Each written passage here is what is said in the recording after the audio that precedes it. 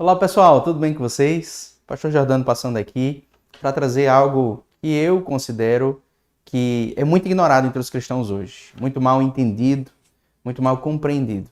No credo apostólico nós dizemos que cremos na comunhão dos santos e nós precisamos entender o que isso significa.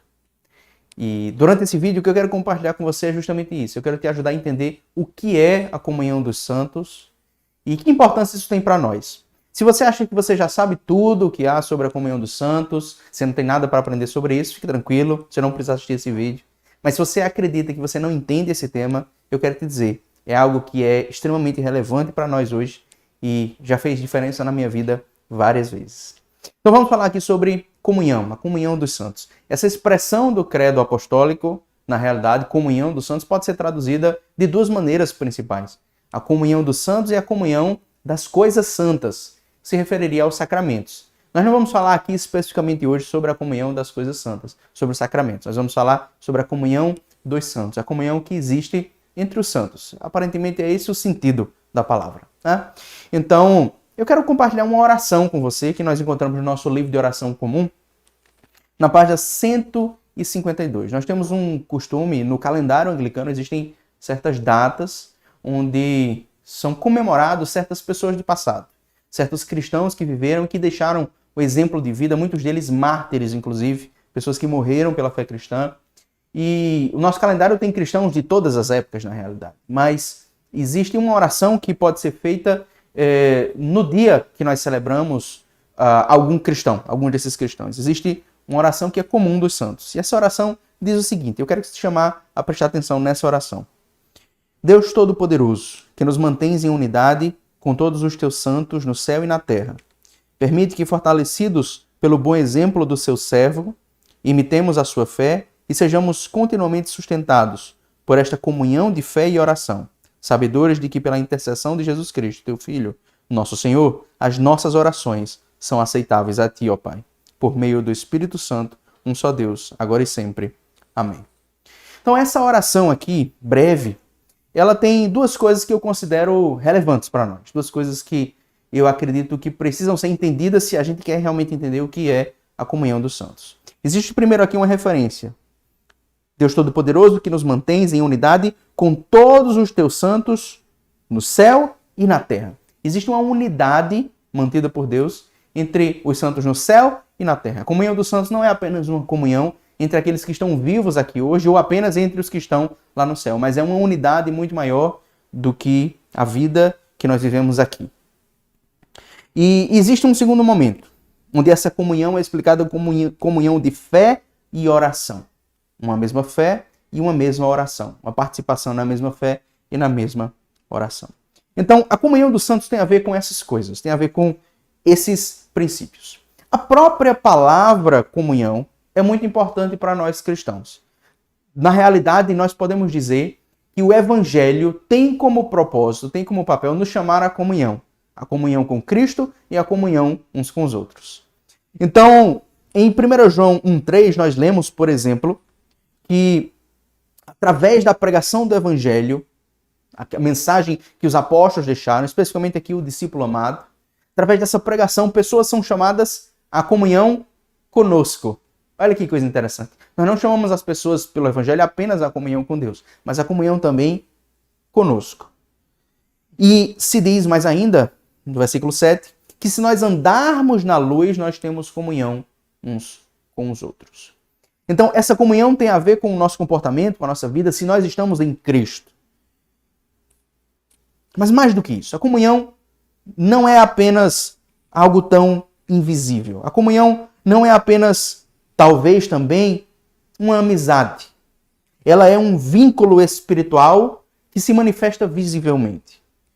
Cristo orou pela comunhão entre os seus discípulos. Ele orou para que entre eles houvesse uma unidade tão grande quanto aquela, dentro da analogia possível, mas tanto quanto possível, tanto quanto fosse possível, uma comunhão como aquela que há entre o Pai e o Filho, como entre o Pai e Ele. Então Cristo desejou que entre os seus discípulos houvesse essa unidade, um vínculo espiritual. E é interessante quando, por exemplo, quando a Bíblia fala sobre o matrimônio, diz que um homem e mulher se tornam uma só carne. Mas quando fala da nossa união com Cristo, se diz que nós nos tornamos um espírito com Ele. Nós lemos isso lá em 1 Coríntios 6,17. Nós nos tornamos um espírito com Jesus. E por isso, se nós somos um espírito com Jesus, nós somos um espírito uns com os outros. Então, existe aí uma unidade maior e mais ampla. Então, estar unido a Cristo significa, ao mesmo tempo, estar unido a outras pessoas que estão unidas a Ele. Em 1 Coríntios 12, 26, o apóstolo Paulo, na mesma epístola, nos mostra algo mais sobre essa comunhão. Ele diz que quando um sofre, outro sofre com ele. Quando um é honrado, outro é honrado com ele. Falando aqui da igreja. Então, se um membro da igreja sofre, todo o corpo sofre com ele. Se um membro da igreja é honrado, todo o corpo é honrado com ele. Tão grande é a unidade espiritual dentro desse corpo. Então, existe um vínculo espiritual, existe um corpo de Cristo. E por isso, quando nós passamos dessa vida, quando nós morremos, nós não deixamos de ser o corpo de Cristo. Nós não deixamos de ser a presença de Cristo. Pelo contrário, aí é que nós estamos ainda mais unidos a Ele. Essa comunhão não cessa, ela não é destruída pela morte. Pelo contrário, na realidade, quer vivamos, quer morramos, somos do Senhor.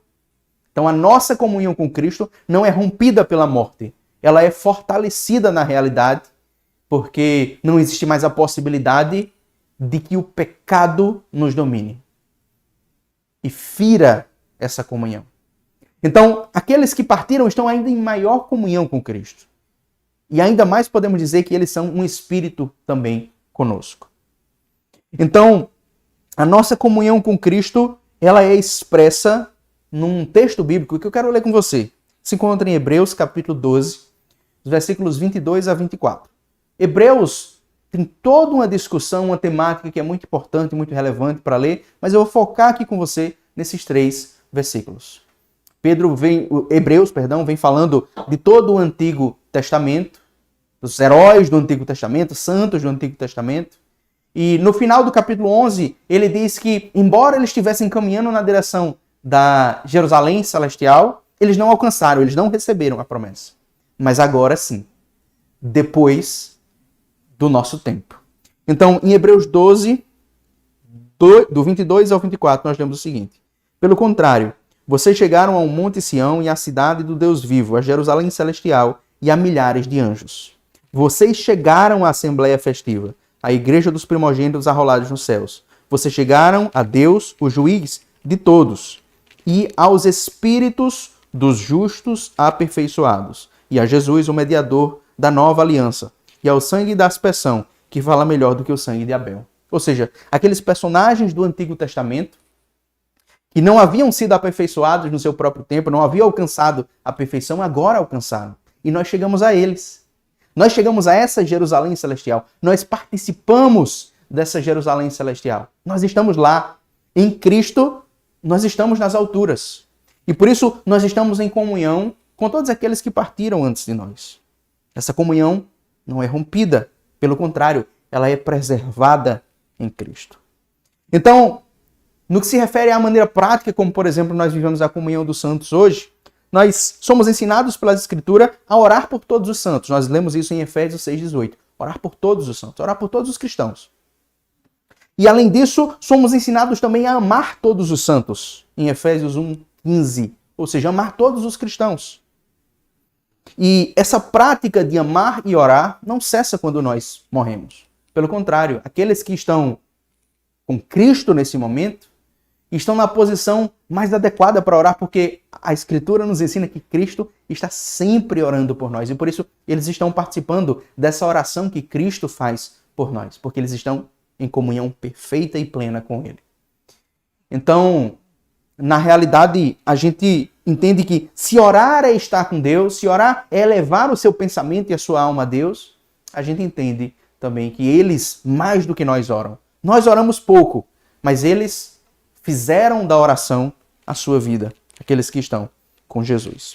Então eu quero ler com vocês aqui pensamentos de 2 bispos anglicanos. Um bispo N.T. Wright, ele escreveu no livro Surpreendido pela Esperança, o seguinte: uma vez que tantos os santos falecidos como nós mesmos estamos em Cristo, partilhamos com eles da comunhão dos santos. Eles ainda são nossos irmãos e irmãs em Cristo. Quando celebramos a Eucaristia, eles estão lá conosco, com anjos e arcanjos. Por que então não deveríamos orar por eles e com eles? Ou seja, juntamente com eles prestarmos a mesma adoração, o mesmo culto ao Senhor. Nesse sentido, entendemos que não estamos sozinhos. Além disso, vemos exemplos nas Escrituras de como essa vida de oração continua. Raquel, por exemplo, em Jeremias 31:15, que chora pelos seus filhos que aqui estão na terra. Ou quando vemos no livro do Apocalipse os anjos intercedendo por aqueles que aqui estão. Outra citação, a segunda, que eu quero trazer para você, são as palavras do bispo Charles Gore. Ele escreveu o seguinte no seu livro de reflexões sobre a litania: há uma oração que está sempre subindo a Deus, que tem sua fonte e centro na intercessão perpétua do nosso Senhor glorificado, a qual se unem em inteireza todas as orações numerosas dos anjos e santos e de toda a companhia dos fiéis falecidos, e as orações da igreja inteira na terra. E quando começamos a orar, nós apenas nos unimos a essa oração eterna e imensa, que é a intercessão do Espírito Santo no corpo de Cristo, que preenche todas as paradas na nossa atenção, tristemente intermitente, e enriquece toda a fraqueza da nossa devoção, fundindo-a na corrente de oração única e rica, que está destinada a um dia ser ouvida em sua plenitude, quando o reino de Deus vier. Nessas belas palavras, o bispo Charles Gore expressa aquilo que é a vida de oração da igreja. Existe uma só corrente de oração dirigida a Deus. Nós paramos. A nossa vida de oração é muito fraca. Talvez você, olhando para a sua própria vida, entenda isso. Como a sua vida de oração poderia ser muito melhor. Mas quando nós oramos, nós nos unimos a uma corrente de oração que é muito maior e que afeta a nossa vida de maneiras que nós nem imaginamos. Então eu quero compartilhar sobre a minha vida. Na realidade, eu posso dizer que para mim a comunhão dos santos, entender a comunhão dos santos é muito importante. Como, por exemplo, certa vez um profeta bíblico teve a oportunidade de ter os olhos espirituais abertos e ver que ao seu redor havia um carro de fogo. Muitas vezes essa é a minha experiência, de entender que nos momentos em que eu me sinto fraco e sinto dificuldade de servir e de seguir a Cristo, de me sacrificar ainda mais por Cristo, o exemplo de muitas pessoas que viveram ao longo dos séculos e que me testemunham, me fortalece. Entender que existem outros que são uma nuvem de testemunhas e que olham para nós aqui como aquelas pessoas que nas arquibancadas estão ali torcendo para que um herói, para que uma pessoa que está ali se sacrificando num determinado esporte, numa luta, o que quer que seja, num espetáculo que seja, mas para que essa pessoa ela tenha a vitória. Elas estão ali torcendo. Eu muitas vezes me sinto assim, como se os cristãos de outras épocas estivessem torcendo por mim, porque na realidade eles estão. Terminar.